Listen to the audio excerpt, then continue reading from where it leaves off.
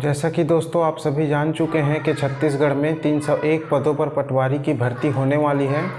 दोस्तों उसी सिलसिले में पिछले वीडियो में हमने आपको बताया था 301 पदों के बारे में पूरा ब्यौरा बताया था। साथ ही साथ आपको हमने उसके सिलेबस के बारे में भी बताया था कि कौन कौन से क्वेश्चन कितने कितने अंक के किस प्रकार से आएंगे परीक्षा में। तो हमने सारी सिलेबस पर पिछले वीडियो में चर्चा कर लिए हैं और आपको ये भी बता दिया है कि छत्तीसगढ़ के किस ज़िले में कितने पोस्ट दिए गए हैं और कौन कौन से कैटेगरी के लिए मुक्त एवं महिला के लिए जो भी आरक्षित पदें हैं उन पर हम लोगों ने खुलकर चर्चा किया था। अब आज का जो वीडियो है दोस्तों, आज के जो वीडियो में हम चर्चा करने वाले हैं आयु सीमा के बारे में, चयन प्रक्रिया के बारे में, वेतनमान के बारे में और बहुत सारी बातें इस पर मैं आपको बताने वाला हूँ। मुख्य रूप से हम यहाँ पर आज के वीडियो में जो चर्चा करेंगे दोस्तों, आप सभी जान चुके हैं थंबनेल देखकर कि हम किस बारे में आज चर्चा करने वाले हैं। तो एक बार मैं आपको यहाँ से फिर अच्छे से समझाऊंगा। ऑनलाइन फॉर्म भर के भी यहाँ पर आपको दिखाने वाला हूँ कि किस प्रकार से उसका ऑनलाइन फॉर्म भी यहाँ पर भरने वाला है। तो आज के वीडियो में इन्हीं सब सारी बातों पर ज़रूरी जो भी बातें हैं उन पर हम आज चर्चा करने वाले हैं दोस्तों। तो फटाक से शुरू करते हैं, लेट नहीं करेंगे। नमस्कार दोस्तों, मैं Krishna VLE society perfect solution के नॉलेज बाबा में आप सभी का बहुत बहुत स्वागत करता हूं। चलिए दोस्तों देरी नहीं करते हैं, पहले जान लेते हैं। यहाँ पर देखिए मैं सीजी व्यापम के वेबसाइट पर आ चुका हूँ। यहाँ पर मैं आपको दिखाने वाला हूँ दोस्तों, देखिए राजस्व एवं आपदा प्रबंधन विभाग के अंतर्गत पटवारी प्रशिक्षण चयन परीक्षा RDP 22 का मतलब है राजस्व और डिपार्टमेंट पटवारी और 22 का मतलब है 2022। दोस्तों जैसे ही हम इसको क्लिक करेंगे आपको यहाँ पर उसका खुल जाएगा। आप देख सकते हैं यहाँ पर न्यूज़पेपर एडवर्टीजमेंट है, विभागीय विज्ञापन है, व्यापम परीक्षा निर्देश है और सिलेबस है, important instruction to fill the form. दोस्तों परीक्षा फॉर्म भरने के लिए निर्देश और सैंपल फॉर्म भी यहाँ पर बताया गया है, बैंक इंस्ट्रक्शन भी यहाँ पर दिया गया है, ऑनलाइन फॉर्म यहाँ पर दिया गया है और ट्रैक करने को भी यहाँ पर दिया गया है, ट्रांजैक्शन स्टेटस को भी चेक करने के लिए यहाँ पर दिया गया है। तो चलिए मैं आपको बताते चलूँ। यहाँ पर दोस्तों ऑनलाइन आवेदन पत्र भरने की जो प्रारंभिक तिथि थी 4/3/2022 को यहाँ पर शुक्रवार को ही शुरू कर दिया गया है। यहाँ से ऑनलाइन फॉर्म भर सकते हैं आप। ऑनलाइन आवेदन पत्र भरने की अंतिम तिथि जो रहेगी 22/3/2022 मंगलवार रात्रि 11:59 तक आप ऑनलाइन फॉर्म भर सकते हैं। त्रुटि सुधार के लिए 23 मार्च से 25 मार्च तक यहाँ पर आपको समय दिया जाएगा। परीक्षा की जो संभावित तिथि है 10 अप्रैल 2022 रविवार को निर्धारित किया गया है। एक प्रकार से निर्धारित नहीं कह सकते हैं, यह संभावित है, आगे पीछे हो सकता है, वैसे तो बहुत कम ही होता है, लेकिन फिर भी हम आपको बताते चलते हैं। परीक्षा का जो समय रहेगा दोस्तों 10 बजे से 1:15 तक रहेगा। साथ ही साथ परीक्षा केंद्र जो बनाया जाएगा प्रदेश के 28 जिला मुख्यालयों में इसका परीक्षा केंद्र बनाया जाएगा। दोस्तों आप इसमें अपने सुविधा अनुसार परीक्षा केंद्रों का चयन कर सकते हैं। हालांकि आप जो भी ज़िले से हैं, अपने जिस भी ज़िले से आप आवेदन पत्र करते हैं तो ज़रूरी नहीं है कि उसी ज़िला में ही आप अपना परीक्षा केंद्र चयन करें। हो सकता है कि आप कोरबा के निवासी हैं, कोरबा से आप पटवारी के लिए आवेदन फॉर्म डालेंगे, लेकिन अगर आप बिलासपुर में हैं तो आप अपना परीक्षा सेंटर आप बिलासपुर चुन सकते हैं दोस्तों। और यहाँ पर जो फीस है, परीक्षा शुल्क जो बताया गया है सामान्य वर्ग के लिए और जो अन्य पिछड़ा वर्ग के लिए है 350 रुपये है और अनुसूचित जाति सामान्य वर्ग के लिए 350 रुपये है और सामान्य वर्ग अन्य पिछड़ा वर्ग के लिए 350 रुपये है यहाँ पर और अनुसूचित जो जाति है उनके लिए 250 रुपये है और अनुसूचित जाति और जनजाति के लिए यहाँ पर 200 रुपये है, अन्य पिछड़ा वर्ग के लिए यहाँ पर 250 रुपये है। सॉरी ये ऊपर नीचे हो गया है थोड़ा सा, इसलिए मेरे को बताने में थोड़ा सा कंफ्यूज हो गया मैं। सामान्य वर्ग के लिए 350 रुपये, अन्य पिछड़ा वर्ग के लिए 250 रुपये और अनुसूचित जाति जनजाति निःशक्त जन के लिए यहाँ पर 200 रुपये निर्धारित किया गया है दोस्तों। अब आगे चलते हैं। ये तो हो गया हमारा कुछ यहाँ पर जो अति महत्वपूर्ण जो बातें थे उनके बारे में हम लोगों ने चर्चा किया। अब दूसरी बात जो हम लोग यहाँ पर चर्चा करेंगे दोस्तों, पात्रता के बारे में। तो पात्रता के बारे में मैं आपको बता दूंगा यहाँ पर। चलिए हम पात्रता को देख लेते हैं। यहाँ पर पात्रता कौन कौन से यहाँ पर जो पात्रता मानदंड रखी गई है उसके बारे में। दोस्तों यहाँ पर आप देख सकते हैं, पटवारी पद हेतु शैक्षणिक अर्हता में किसी भी मान्यता प्राप्त मंडल से 10/2 यानी कि 12वीं प्रणाली में हायर सेकेंडरी परीक्षा उत्तीर्ण होना चाहिए। दोस्तों यहाँ पर शासकीय अर्थशासकीय किसी मान्यता प्राप्त संस्था से कंप्यूटर अर्हता होना चाहिए। किसी भी मान्यता प्राप्त संस्था से प्रोग्रामिंग में न्यूनतम 1 वर्षीय डिप्लोमा प्रमाण पत्र तथा डाटा एंट्री की 5,000 टंकड़ की यहाँ पर डिप्रेशन प्रति घंटे की गति यहाँ पर होनी चाहिए।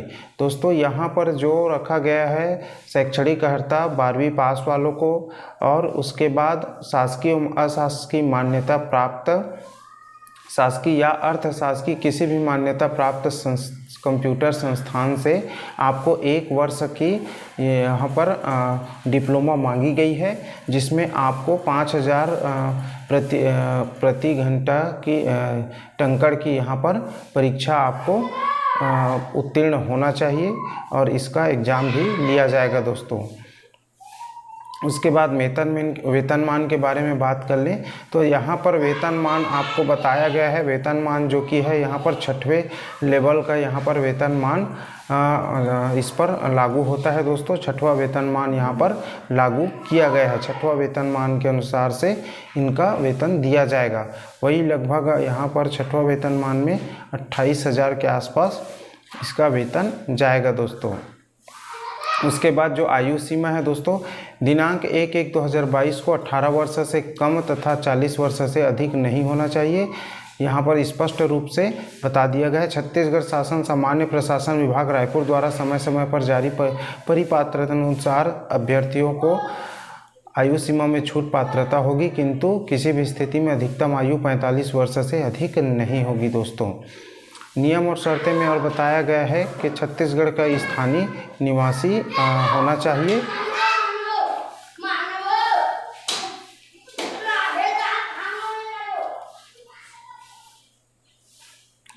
और चयन प्रक्रिया है जो दोस्तों, यहाँ पर हम चयन प्रक्रिया के बारे में बात कर लें।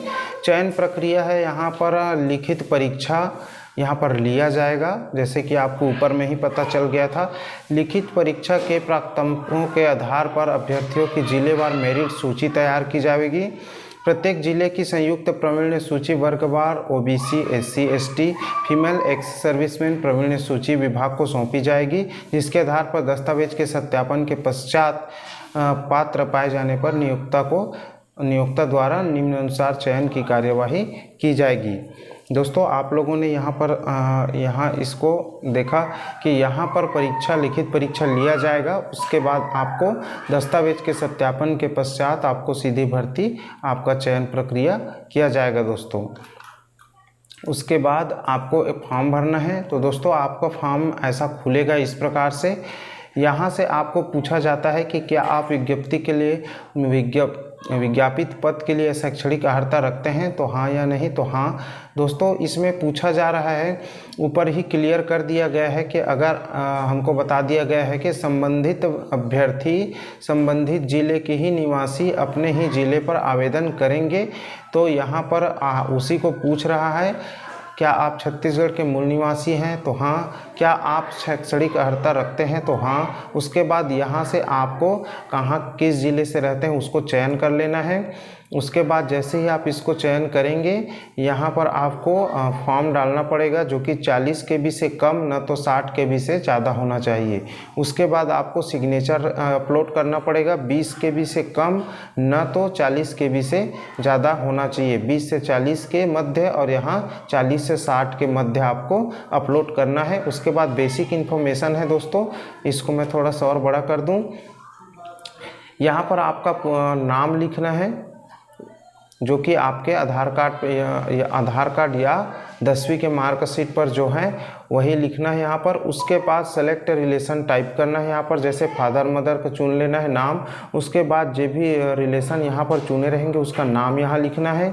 उसके बाद आपका डेट ऑफ बर्थ लिखना है यहाँ पर, जेंडर सेलेक्ट करना है। फिर आप ST SC OBC क्या है उसको सेलेक्ट करना है। यदि आप भूतपूर्व सैनिक है तो यहाँ पर स्क्रॉल डाउन करके हाँ सेलेक्ट कर लेंगे। उसके बाद यहाँ पर आपका फीस ऑटोमेटिक ही आ जाएगा। उसके बाद आपको मैरिटल स्टेटस यहाँ पर चुनना है।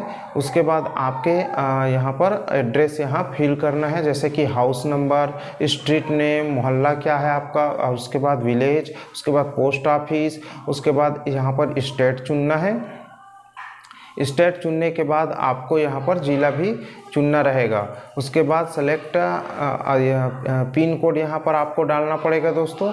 यदि आपके जहाँ रहते हैं उसका और कोई नाम है तो यहाँ पर आप वहाँ से इसका नाम लिख सकते हैं।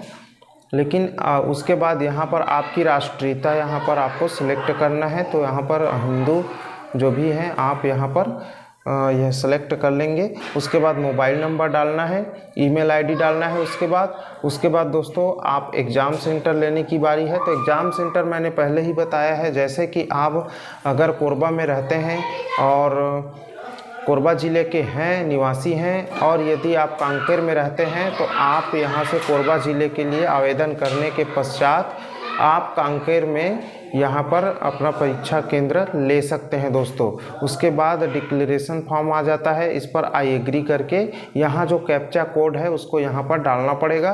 फिर आप सबमिट कर देंगे दोस्तों। सबमिट करेंगे उसके बाद आपका पेमेंट मेथड आ जाएगा। आप किसी भी पेमेंट मेथड से पेमेंट मेथड चुन करके यहाँ पर पेमेंट कर सकते हैं। अब चलिए दोस्तों मैं लिंक में आपको यहाँ पर दिखा देता हूँ।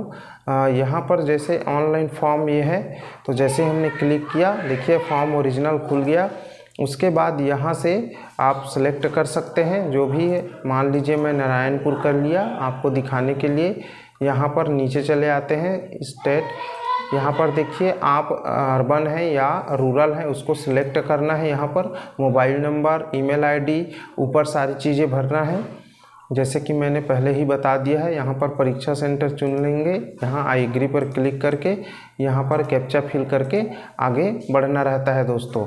मैंने अभी कोई भी चीज़ यहाँ पर नहीं भरा इसलिए मैं आगे नहीं बढ़ पा रहा हूँ। जैसे ही आप इसको फिल करेंगे आगे बढ़ जाएंगे। इस प्रकार आपको फॉर्म भरना है बड़ी ही आसानी से।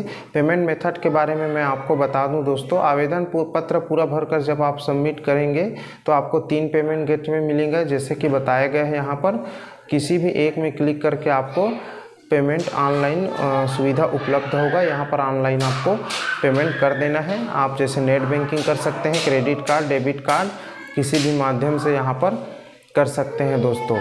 आप सफलतापूर्वक पेमेंट करने के बाद आपको एक रजिस्ट्रेशन पेज जो कि प्रिंट करने को आ जाएगा, आप उसको प्रिंट करके रख लीजिएगा, जिससे कि आपको बाद में एडमिट कार्ड आएगा तो आप उसी के माध्यम से अपना एडमिट कार्ड प्रिंट कर सकते हैं दोस्तों। तो आज के वीडियो में बस इतना ही। अगर आपको अन्य कोई जानकारी चाहिए या पिछली वीडियो के बारे में जानकारी चाहिए जो कि सिलेबस के बारे में हम लोगों ने चर्चा किया है, तो उसका लिंक नीचे डिस्क्रिप्शन में दिया गया है। आप वहां से जाके उसको अच्छी तरीके से रीड कर सकते हैं। आशा करते हैं दोस्तों आज का वीडियो आपको समझ में आया होगा जानकारी। नमस्कार, धन्यवाद दोस्तों।